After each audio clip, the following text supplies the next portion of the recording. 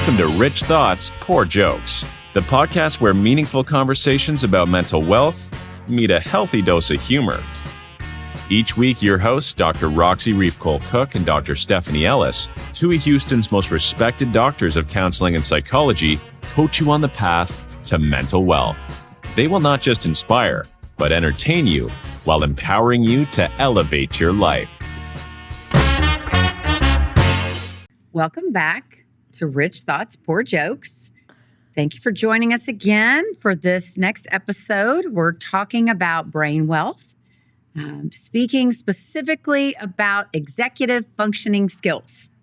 Yeah, and we realize these episodes are kind of a doozy. They're a little bit long and they're a little bit nerdy, and we're glad you're hanging in there with us, but we're going to jump right in. Let's do it. Okay. So in this session, we're going to cover activation, emotion regulation, and behavioral regulation. So let's start with activation. Okay, so let's do what we've been doing so far, which is we're going to give you a couple of items for you to do a little self-assessment. And so you can see how these feel to you, if any of them ring a bell. Excellent. Okay, so first, if you have issues with prioritizing tasks based on urgency versus importance, this may be something to pay attention to.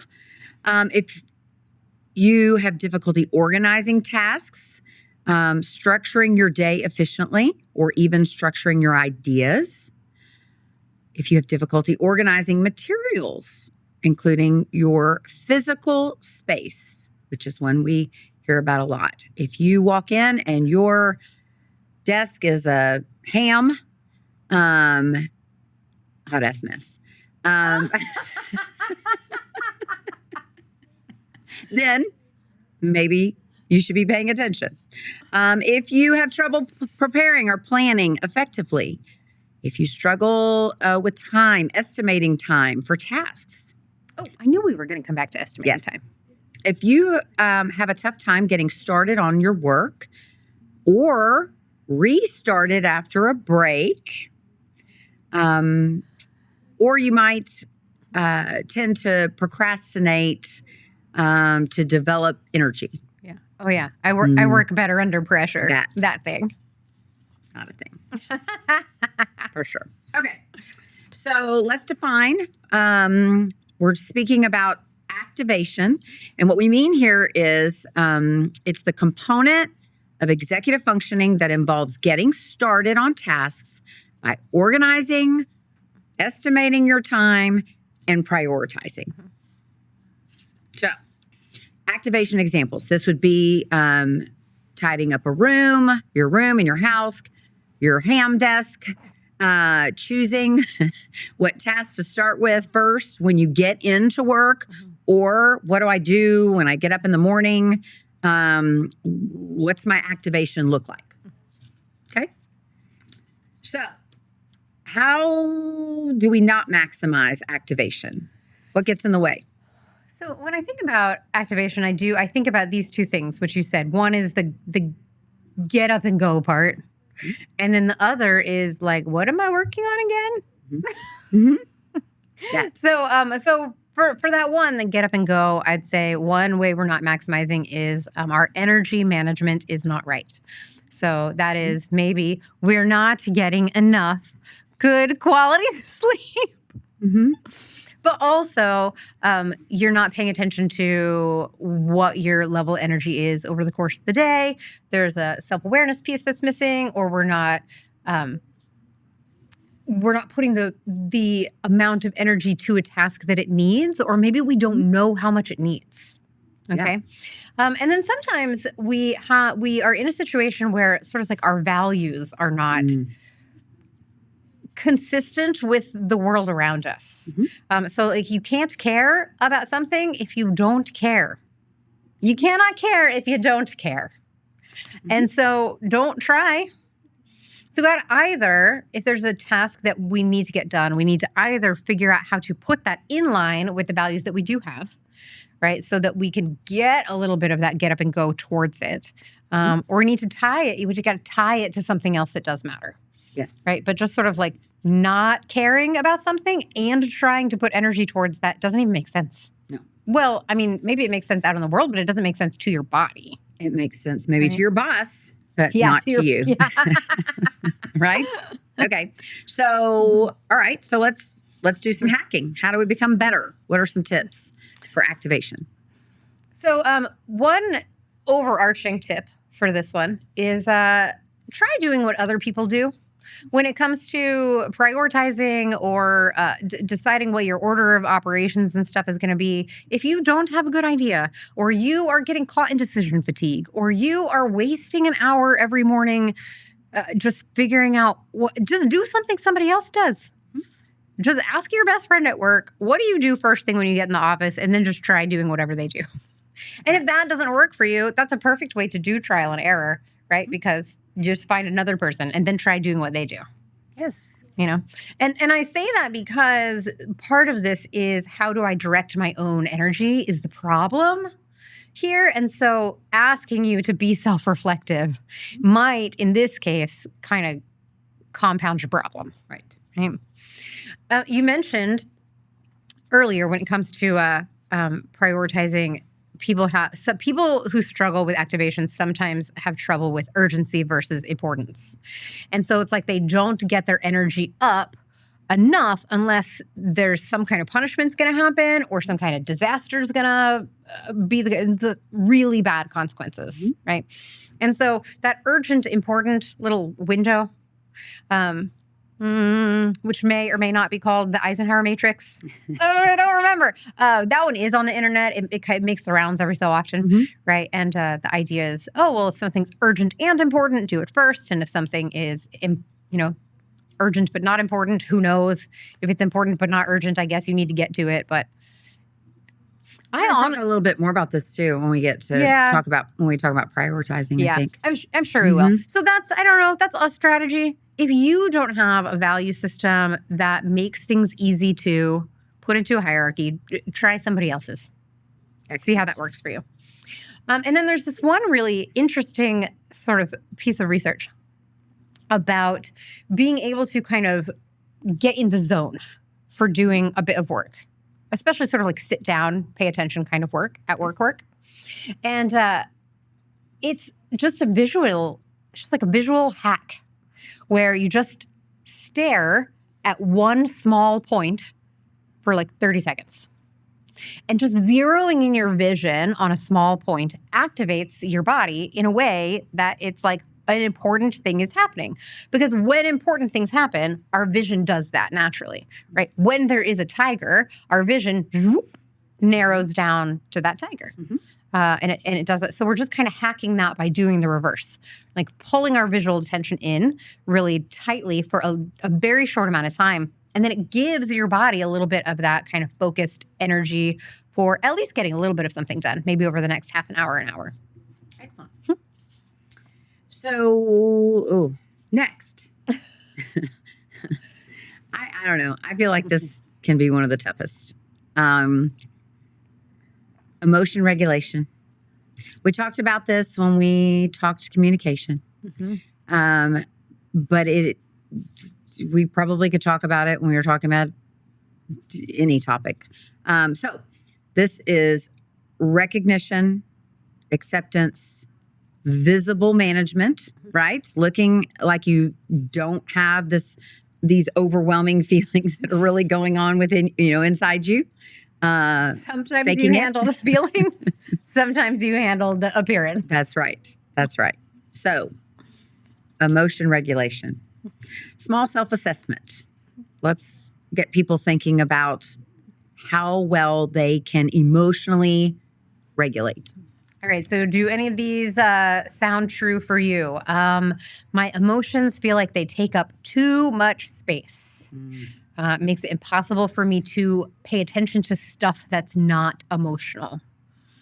And so listen, emotional stuff that does have a kind of salience to it, right? So emotional stuff is for everybody easier to pay attention to than not emotional stuff. But we're sort of saying, can I not pay attention? Right. Low frustration tolerance, it comes out here. Rejection sensitivity comes out here. and kind of the how much do I just struggle with usually the unpleasant emotions. All right. Yes. Worry, anxiety, anger, irritability, that feeling of overwhelm. So I've got emotion. The emotion is big. It's kind of all I can handle or more than I can handle. Yes. I suppose that actually could also be like with joy. Joy could be so big for you that it keeps you from being effective, but people don't really talk about it that much. That's a thing.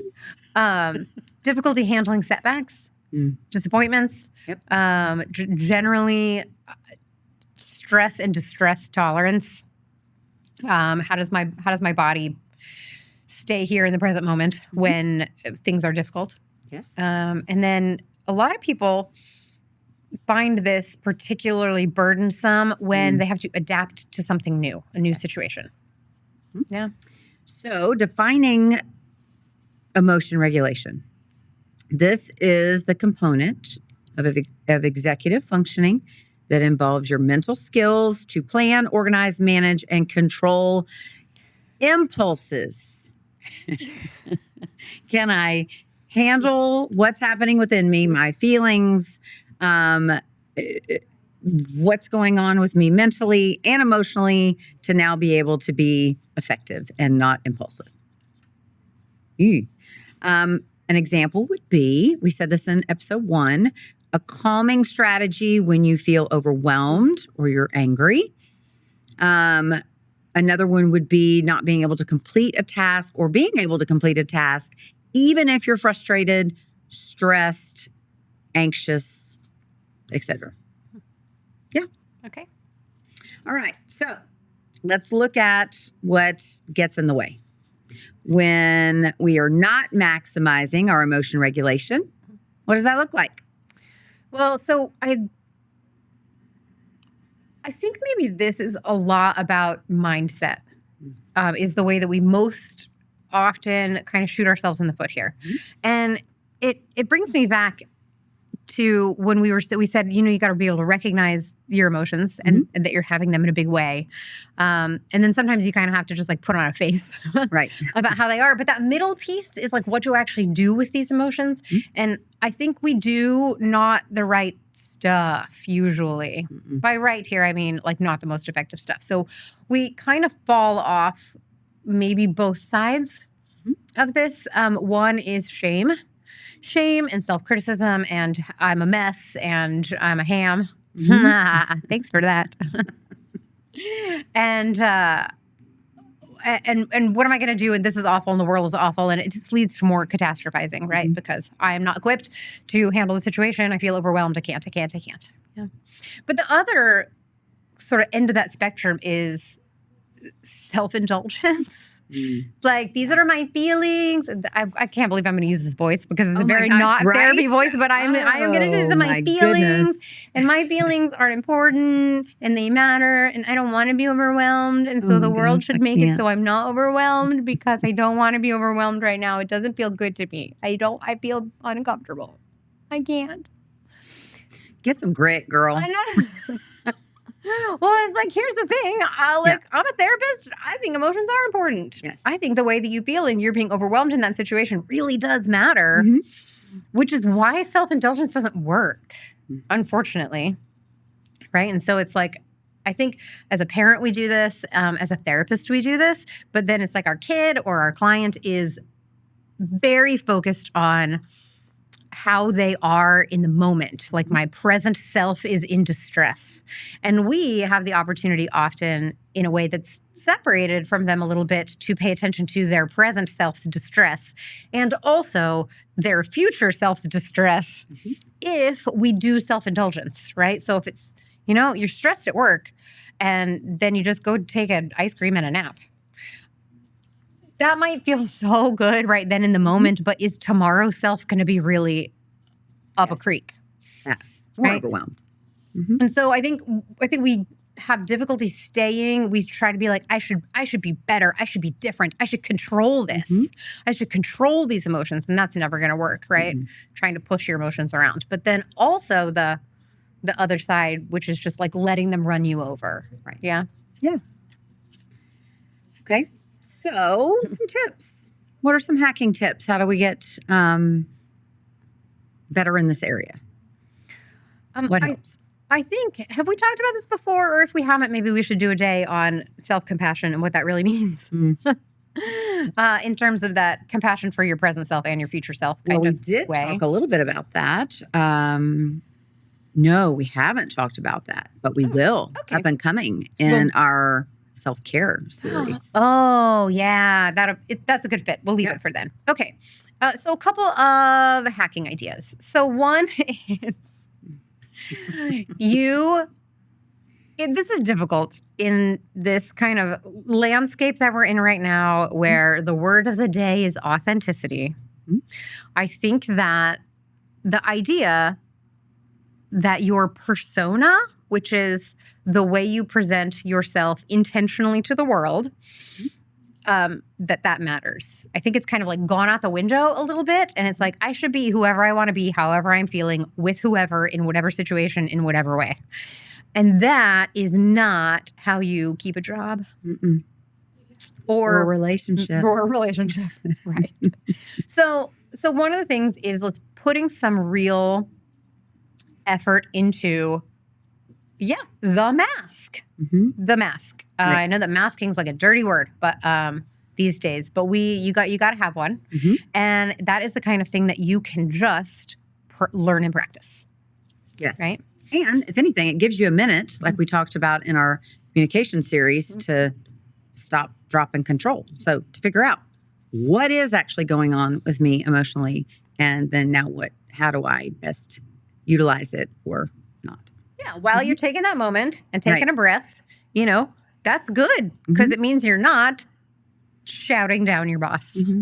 So for one thing, we can work on building this persona so that we can interact with the world even while we're having these big emotions. Okay, and then maybe a hack that's related to these big emotions is a perspective taking kind of exercise.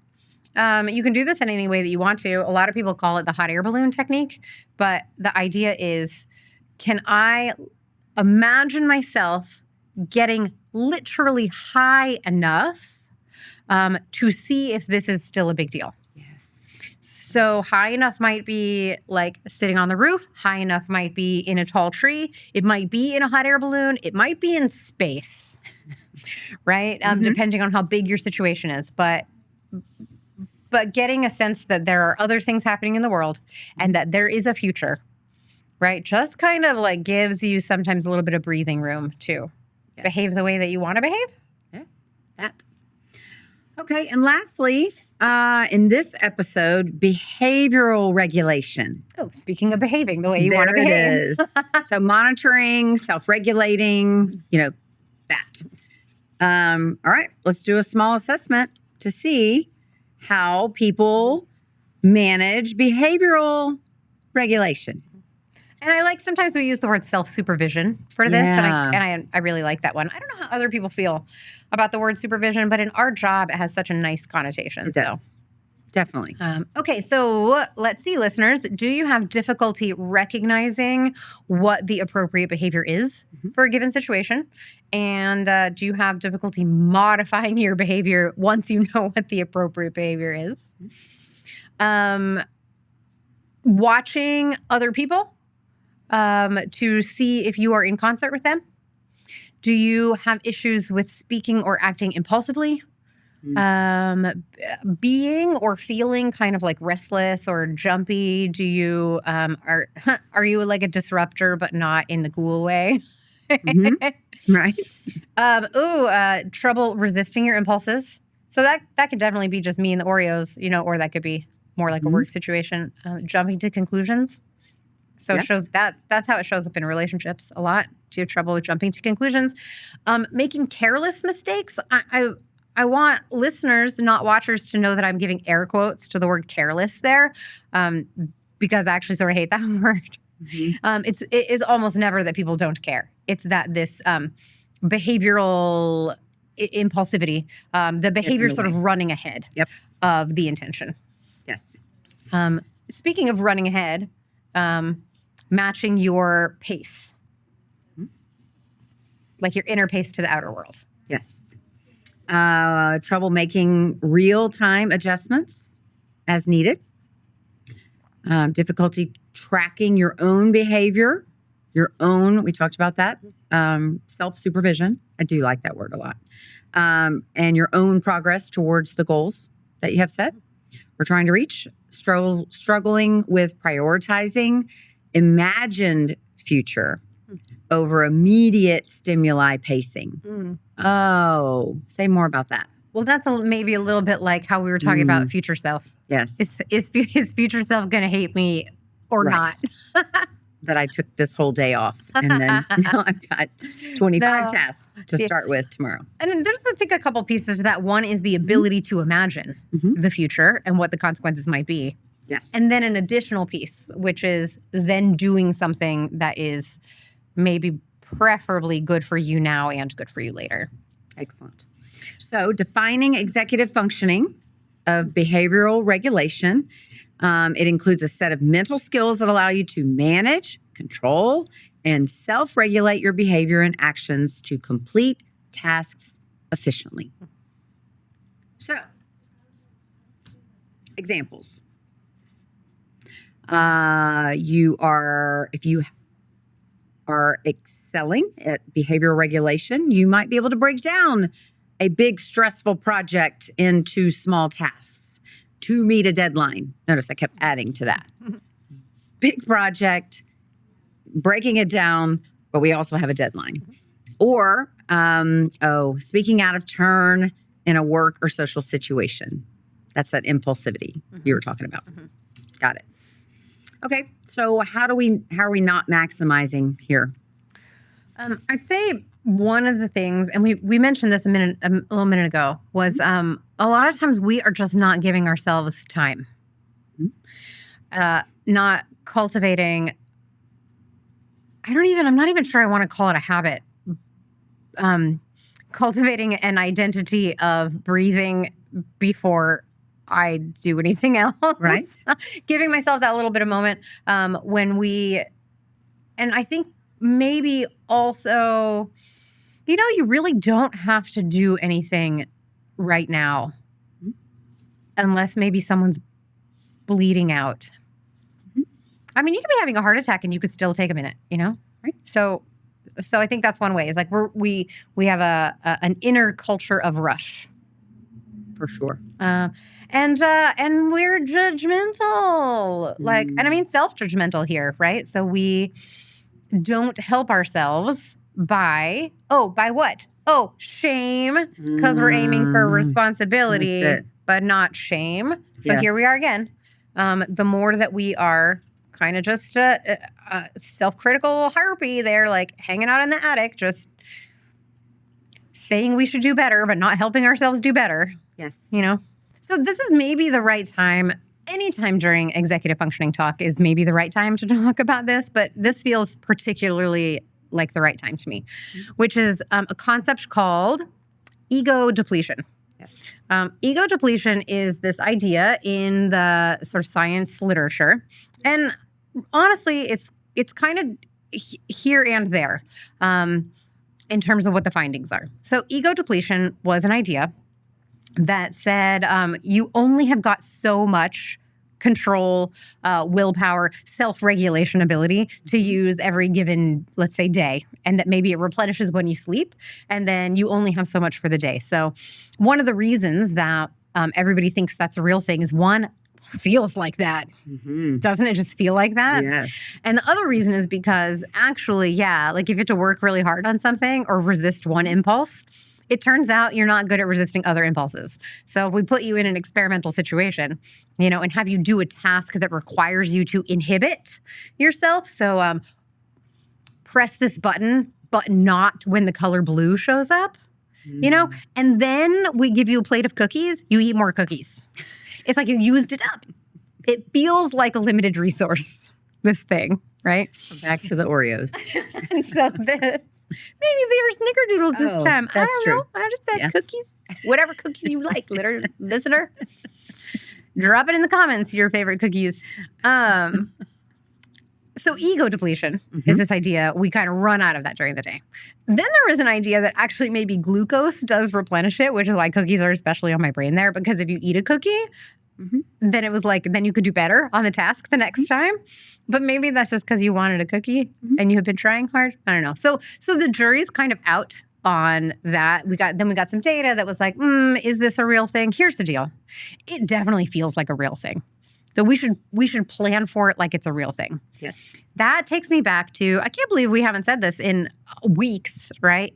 Easier, cheaper, better. Yes. Right? Like behavioral regulation is not about forcing oneself to do the things. This entire series is about how trying to force yourself to do the things doesn't work. Right. Okay, so I would say that's going to be the going forward, like the foundation for these things that we're going to hack. We're never going to hack just having more ego strength. We're never going to hack having more willpower. Yes. Right? So, behavior regulation. Other hacking ideas. Yeah, how do we hack it then? Right. How do we hack it? Okay, so that trial and error. Yes. I think that it's a good idea to, and this is like an old-fashioned idea to say have paper always. Have paper always. Or your phone. You have your phone always. You could write a thing down. Yes. You don't have to say the thing, right? You could, but it's in you and it wants out. That's it. And trying to hold it in is not going to work. So you put it out in a different direction. Right. Right. So that's one thing. And I should probably say this, probably should have already said it a bunch of times, even though we kind of roundabout way have. In this day and age, do we really have look, I love paper and I love like the tactile of paper and sticky notes and all of those things. But I'm also older than maybe even some of our listeners. So I'll say this. In this day and age, you have an iPhone. You have a smart phone. We talked about timers, but we also need to talk about note sections. And we need to that notes talk app? about... And write down that thing you want to say to your boss. That's it. All of these things, we should have been saying this all along, mixed with apps. So many apps that help and assist or can help and assist, if that's your thing, right? If that's your thing. Trial and error. Okay. Is there an app that knows when I'm about to burn a bridge and it can just alert me? Not yet. No. Somebody work on that. I mean, to me... Hey, do you know what? That's one of my hacks. Okay. No kidding. One of my hacks is get and keep a good best friend. There you go. We are not good at doing this for ourselves. And we are a lot better at doing it in a team. Very much so. So not just the doing things differently, but the noticing when things need to be done differently, right? A really good work friend is going to be the person who after the meeting is like, you need to sit next to me next time. Right. And I'm going to elbow you in the ribs. Right. Because I want us to both be working here for a while. Yeah. For sure. What else? This is a world where we actually do have time in some circumstances to edit ourselves. Used to be the only way you got to talk to a person was in person or like by Pony Express letter. And now we have email and texting, and we treat them as if they are face-to-face communication. But they're not. And they kind of suck. And the only good thing about them is that you actually don't have to respond right away, and nobody has to see your face while you're doing it. Right. So when in doubt, leave yourself some space or some time to edit before you behave. Yeah. Excellent. And then one other thing to follow up on this idea about self-supervision and kind of keeping track of your own progress is when we were thinking about that, and I'm thinking about my kids. My kids have a tendency to be a little hard on themselves. And I was just talking to actually both of them about this similar kind of thing in the last couple of weeks. Is So my kid goes to her like little tenor sax lesson, and the tenor sax is like as big as she is, and it's awesome. And she's relatively new to it, and she had a not great day. But I had to remind her that her worst day playing now, like her worst performance now is better than her best performance 6 months ago. And so we don't have a good sense of, like, we're always here in this moment. And it's like, I'm not happy with this right now, or I'm not doing well enough right now. And so I'm going to say, when you can, and a friend can help with this, make things measurable so you can see how far you've come or how far you have to go. It can take a lot of the guesswork out of what I need to be doing and am I doing the right things? Like, write it down. That's so good. So good. Okay, are we ready for Crown Jewels? I think we're ready. Okay. These are not going to surprise anyone. Crown Jewels, once again. Responsibility, not shame. And Crown Jewel number 2, trial and error. My new favorite word, customization. I like it. I like it very well. Thank you for joining us. We have one last episode in this series about executive functioning and brain wealth. We're going to try to help you tackle a little bit more advanced skills. Oh, yeah. It's going to be the best all one. Things that we know that you will need in life. So please join us for our next episode. Also, like and subscribe or follow. We'll be with you soon. Thank you for tuning in to Rich Thoughts, Poor Jokes. We hope today's episode offered insight or possibility, a new perspective on your mental wealth journey. Tune in next week for more strategies to drive success. Please consider subscribing or sharing this episode with someone else, because your mental wealth matters, and a few rich thoughts and poor jokes can help you live with abundance.